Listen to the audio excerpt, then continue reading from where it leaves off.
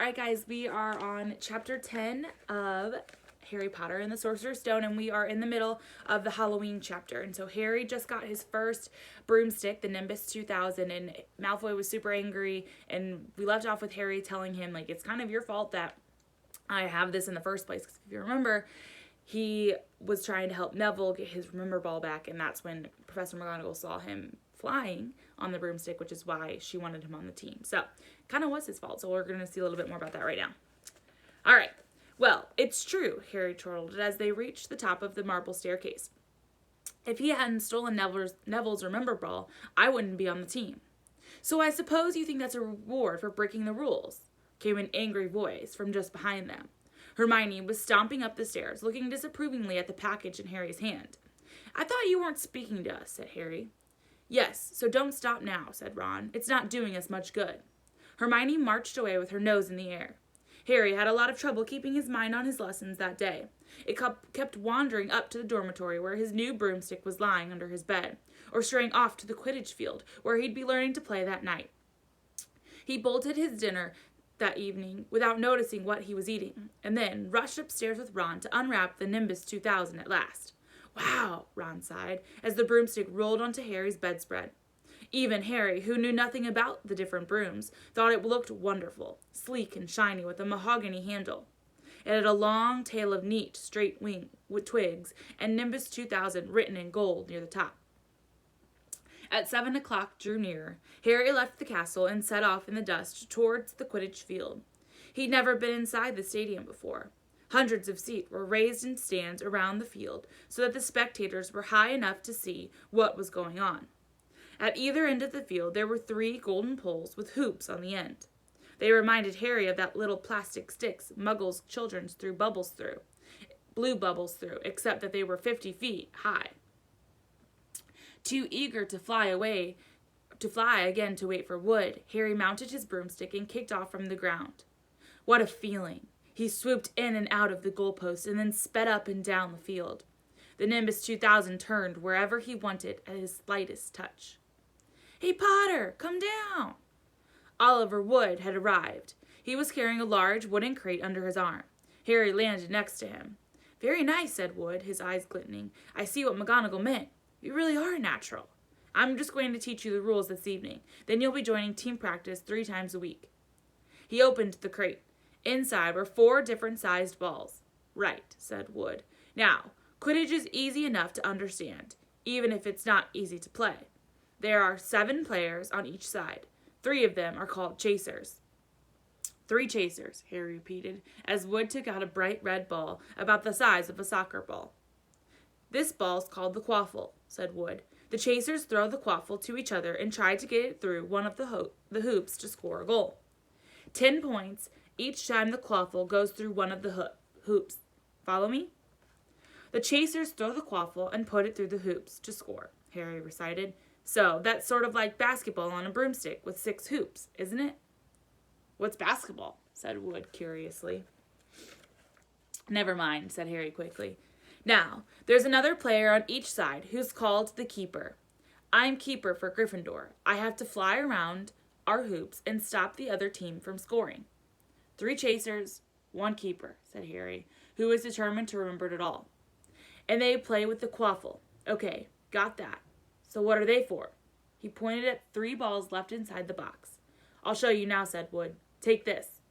He handed Harry a small club, a bit like a short baseball bat. I'm going to show you what the bludgers do, Wood said.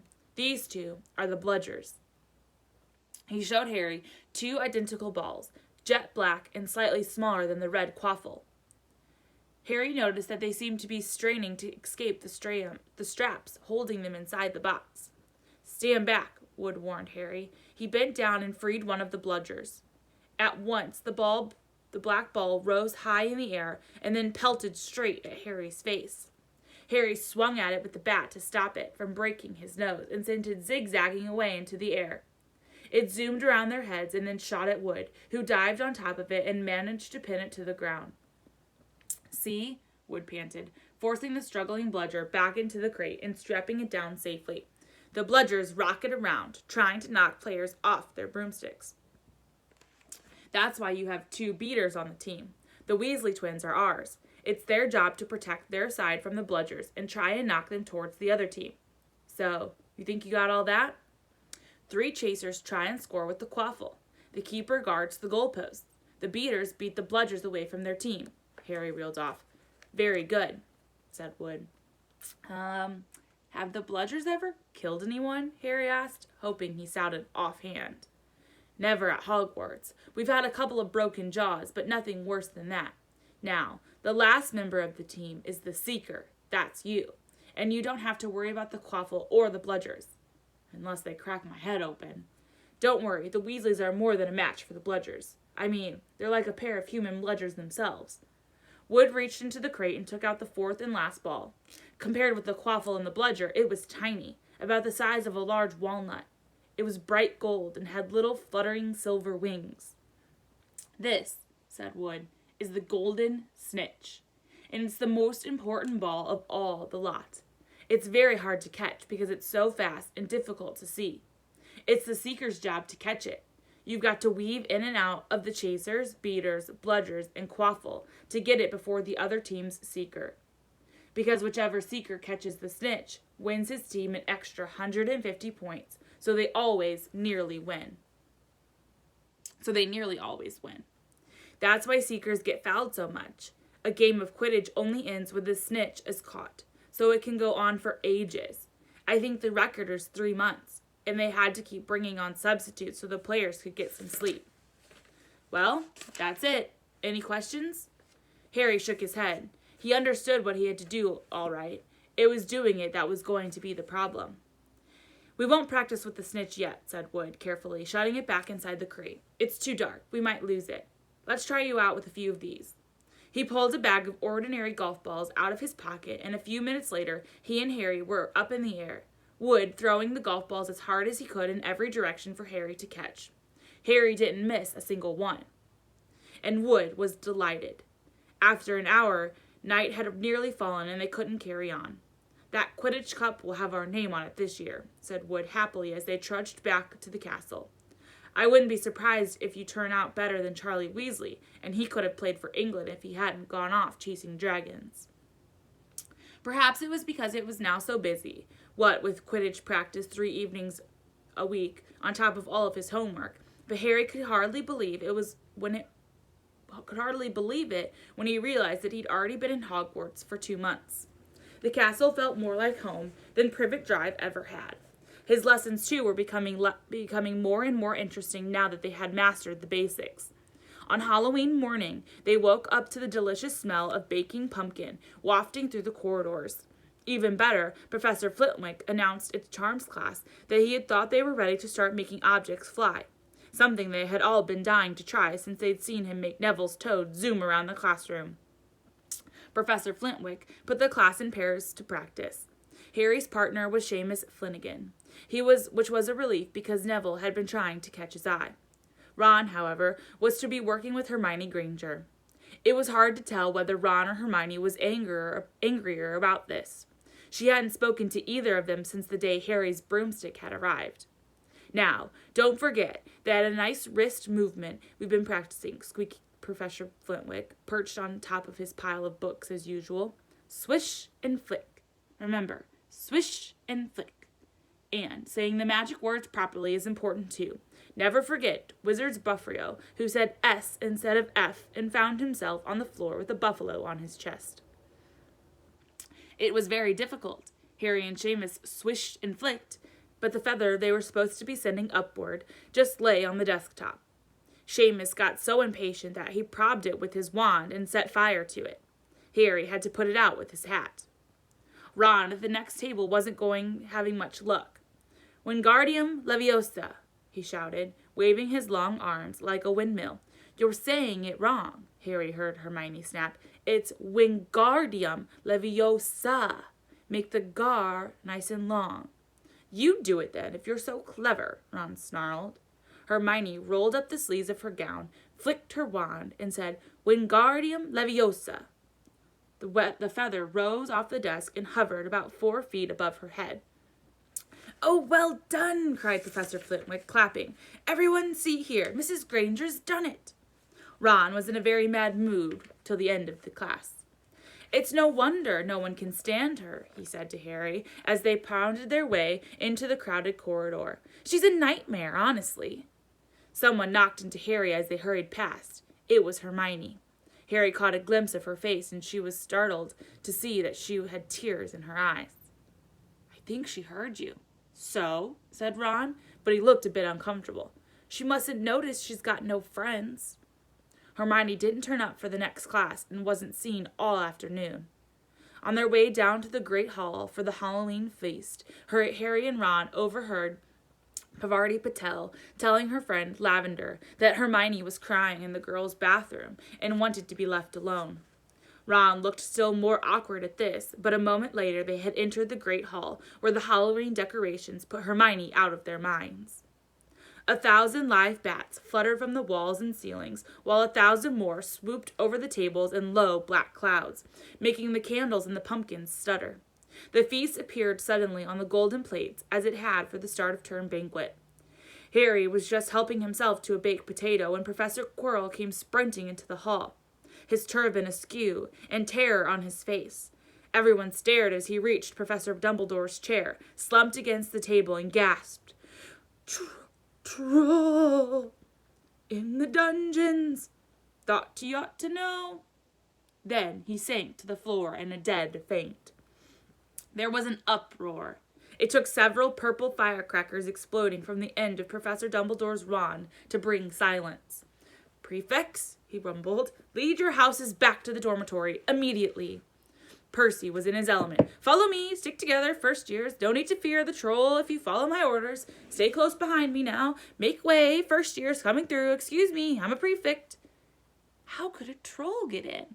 Harry asked as they climbed the stairs.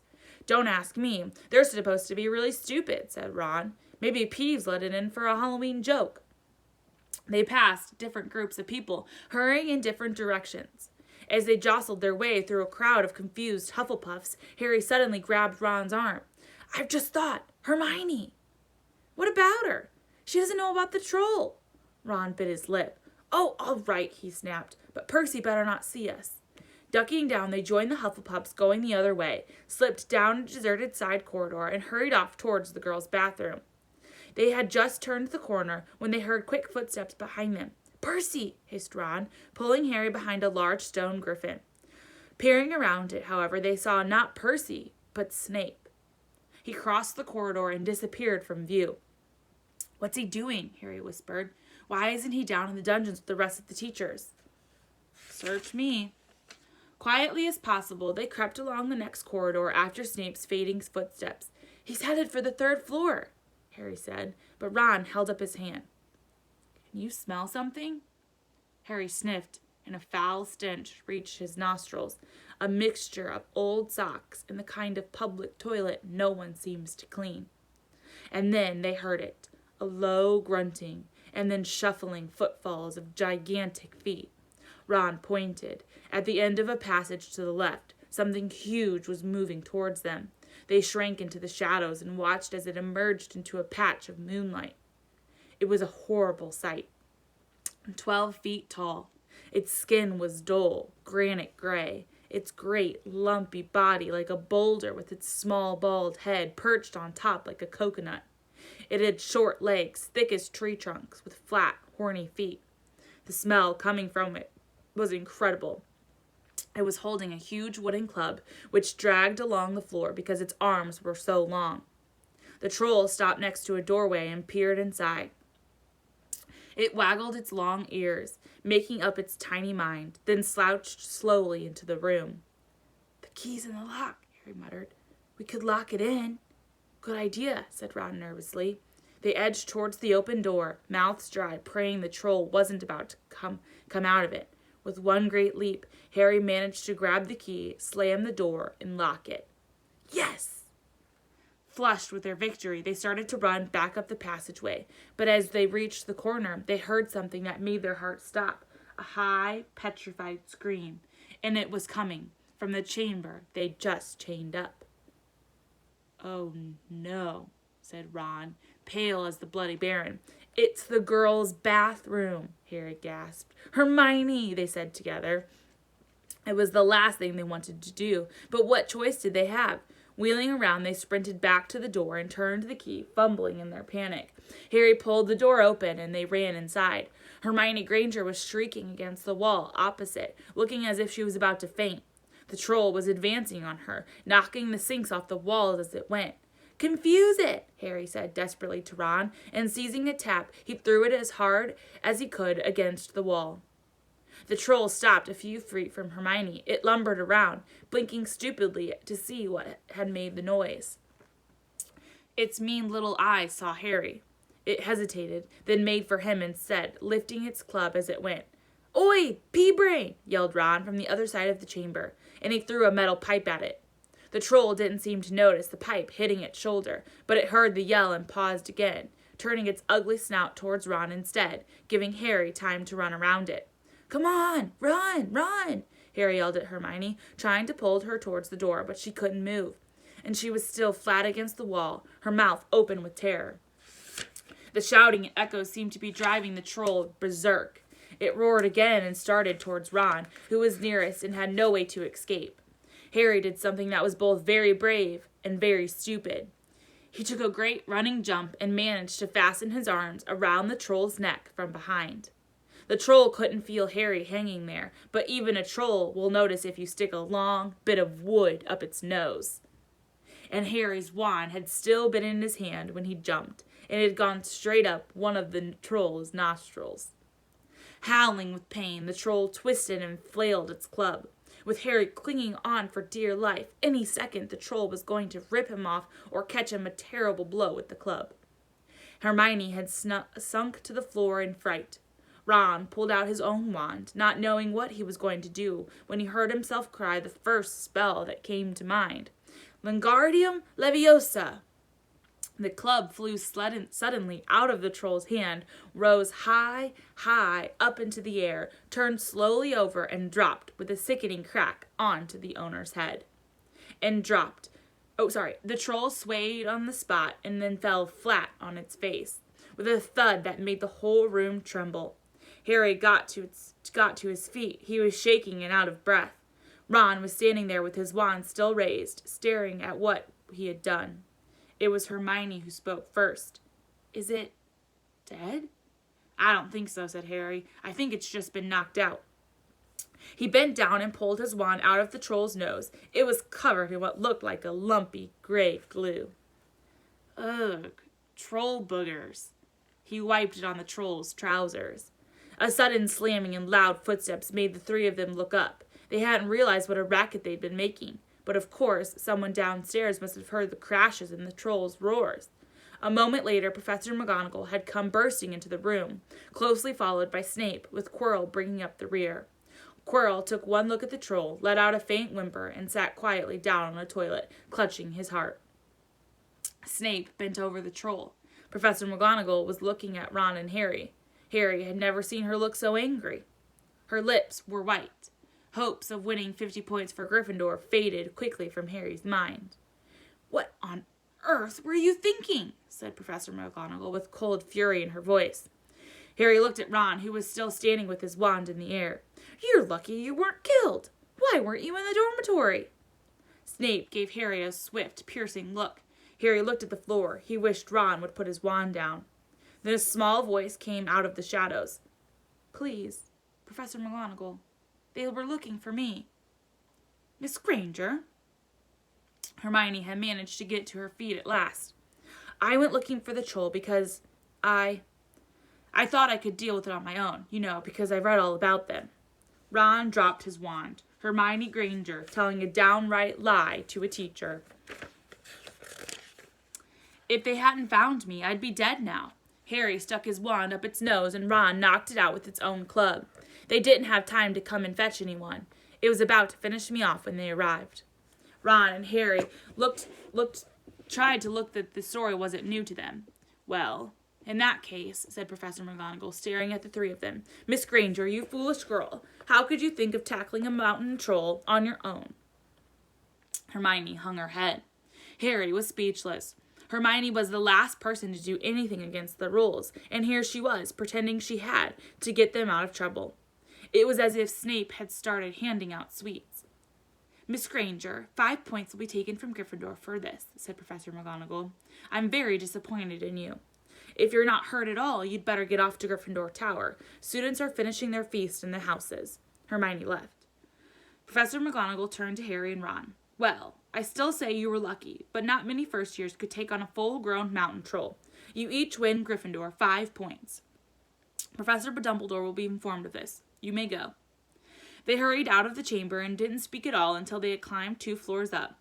It was a relief to be away from the smell of the troll, quite apart from anything else. We should have gotten more than 10 points, Ron grumbled. 5, you mean, once she'd taken off Hermione's. Good of her to get us out of trouble like that, Ron admitted. Mind you, we did save her. She might not have needed saving if we hadn't locked the thing in with her, Harry reminded him. They reached the portrait of the fat lady. Pig snout, they said, and entered. The common room was packed and noisy. Everyone was eating the food that had been set up. Hermione, however, stood alone by the door waiting for them. There was a very embarrassed pause. Then one of them, looking at each other, they all said thanks and hurried off to get plates. But from that moment on, Hermione Granger became their friend. There are some things you can't share without ending up liking each other, and knocking out a 12-foot mountain troll is one of them. All right, so we will read chapter 11 tomorrow.